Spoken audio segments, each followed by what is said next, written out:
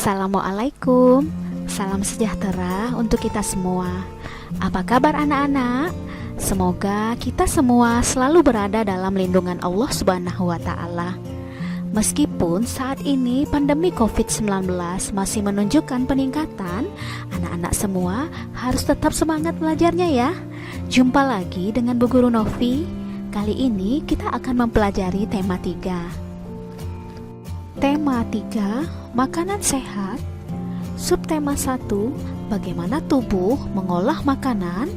Pembelajaran 3. Tujuan pembelajaran 1, siswa mampu mengidentifikasi interaksi manusia dengan lingkungannya. 2, siswa mampu melaporkan interaksi manusia dengan lingkungannya dan mendeskripsikan keragaman. 3, siswa menyajikan hasil pengamatan tentang keanekaragaman di lingkungan sekitar. 4, siswa menyebutkan hal-hal penting dalam iklan media cetak. Mata pelajaran yang kita bahas adalah IPS, PPKN, dan Bahasa Indonesia. Yuk kita mulai pembelajaran 3. Siti, Udin, dan Lani masih membicarakan sistem pencernaan manusia. Mereka senang membicarakan tentang proses pencernaan yang berlangsung di dalam tubuh. Simaklah percakapan mereka. Bekal apa yang kamu bawa hari ini, Din? Tenang Siti, hari ini aku membawa makanan sehat loh. Aku membawa nasi dengan tumis sayur dan telur. Wah, kedengarannya enak, Din. Iya, enak dan sehat. Nah, sekarang aku mau tanya, apa ada yang masih ingat organ pencernaan manusia? Masih. Makanan dikunyah di dalam mulut dengan gigi. Kemudian, makanan meluncur masuk ke kerongkongan untuk kemudian masuk ke lambung.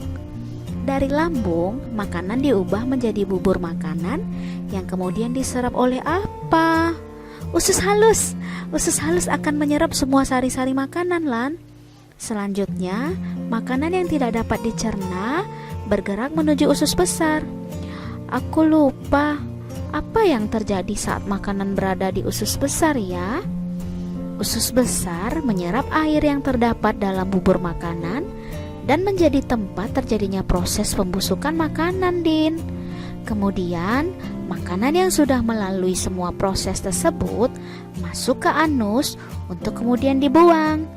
Jangan lupa makan makanan yang sehat ya teman-teman, agar kesehatan organ pencernaan kita tetap terjaga. Makanan sehat tidak selalu harus mahal. Makanan merupakan sumber energi bagi tubuh kita. Ayo simak bacaan teks tentang makanan pokok berikut. Makanan merupakan bahan baku utama bagi manusia untuk memproduksi energi dan memenuhi segala nutrisi yang diperlukan tubuh. Ibarat bensin yang sangat vital peranannya bagi kendaraan bermotor, makanan sangat berperan bagi tubuh manusia dalam mempertahankan kelangsungan hidup. Namun, tidak semua jenis makanan yang dikonsumsi dapat memberikan asupan gizi yang baik dan sehat. Makanan yang sehat ialah makanan yang mengandung semua zat gizi yang dibutuhkan oleh tubuh untuk memperoleh energi. Benar, bacaan tersebut sangat menarik bukan? Dalam pemenuhan makanan, manusia tidak dapat bekerja sendiri.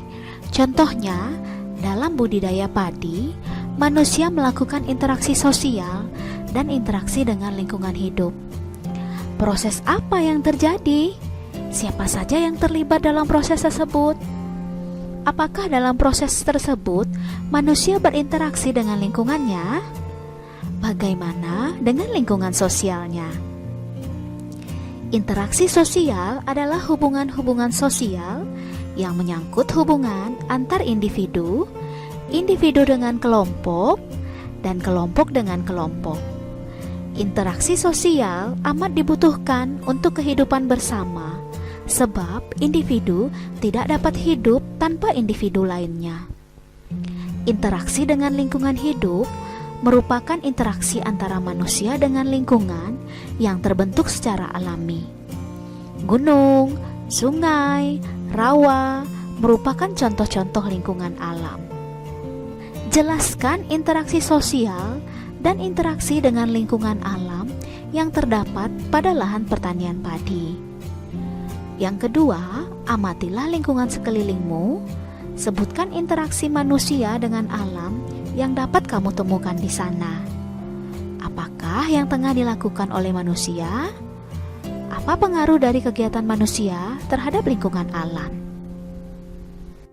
Interaksi sosial dan interaksi dengan lingkungan alam yang terdapat pada lahan pertanian padi adalah: interaksi dengan lingkungan sosial terjadi ketika petani berhubungan dengan pemilik traktor atau dengan pemilik hewan ternak, petani lainnya, penjual pupuk, penyuluh pertanian, dan pedagang besar di pasar. Interaksi dengan lingkungan alam terjadi saat petani mengolah sawahnya agar siap untuk ditanami padi dan diberi pupuk. Interaksi yang dilakukan manusia adalah membersihkan lahan sebelum menanam padi di sawah. Pengaruh dari kegiatan manusia terhadap lingkungan alam, ada pengaruh baik dan ada pula pengaruh buruknya. Pengaruh baik dari kegiatan manusia terhadap lingkungan alam adalah: 1. Melakukan kegiatan reboisasi. 2. Membuat daerah resapan air. 3. Membuang sampah pada tempatnya. 4. Mendaur ulang sampah. Adapun pengaruh buruk dari kegiatan manusia terhadap lingkungan alam adalah: 1. Penebangan liar dan pembakaran hutan. 2. Penggunaan pestisida secara berlebihan. 3. Pembangunan pabrik. 4. Perburuan hewan secara liar. Ternyata menarik untuk dicermati bahwa terdapat hubungan timbal balik dan saling mempengaruhi antara manusia dengan lingkungan hidupnya.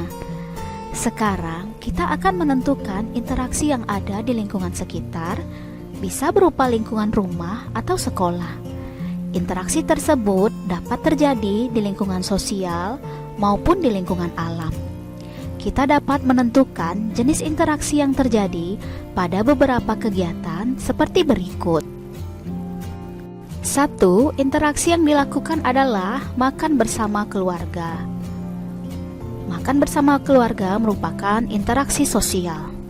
Yang kedua, bermain bersama teman merupakan interaksi sosial. Nelayan berlayar dengan menyesuaikan keadaan cuaca merupakan interaksi lingkungan hidup. Petani membajak sawah merupakan interaksi lingkungan hidup. Manusia adalah makhluk sosial yang saling berinteraksi satu sama lain. Dalam berinteraksi dengan lingkungan sosial, kita akan menemui keragaman. Kita pasti akan berinteraksi dengan orang yang memiliki latar belakang berbeda. Perbedaan tersebut bisa berupa usia, jenis kelamin, pekerjaan, suku, budaya, adat istiadat, dan agama. Indonesia memang dikenal memiliki tingkat keragaman budaya, adat istiadat, dan agama yang tinggi. Kita harus menghargai sesama di lingkungan sekitar.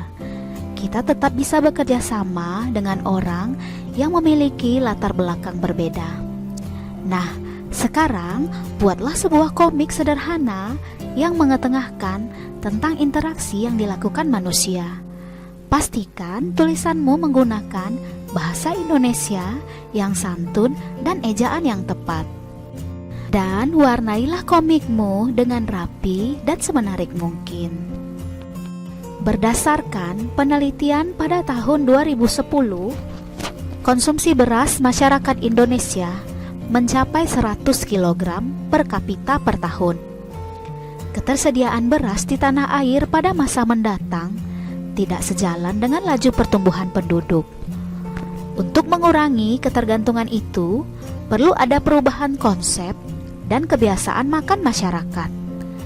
Misalnya, mengganti nasi sebagai makanan pokok dengan makanan jenis lain.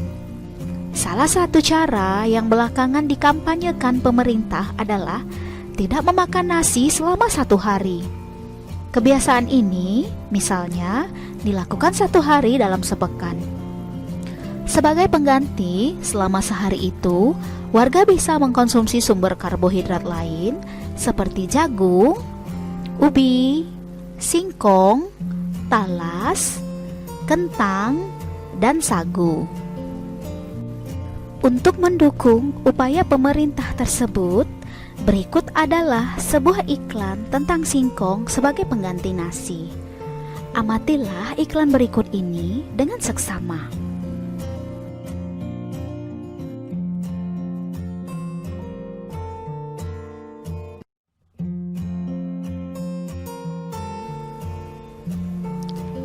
Masih ingatkah kamu dengan unsur-unsur dalam sebuah iklan? Coba kamu identifikasi unsur-unsur iklan dalam iklan tersebut. Pertama, kalimat iklan pada iklan tersebut adalah. Yang kedua, kata kunci pada iklan tersebut adalah. Dan yang ketiga, observasi gambar pada iklan tersebut adalah. Demikianlah video pembelajaran kali ini. Tetap semangat belajar, jaga kesehatanmu, makan makanan yang bergizi, dan istirahat yang cukup. Selalu cuci tanganmu dan gunakan masker jika berpergian keluar rumah. Assalamualaikum warahmatullahi wabarakatuh.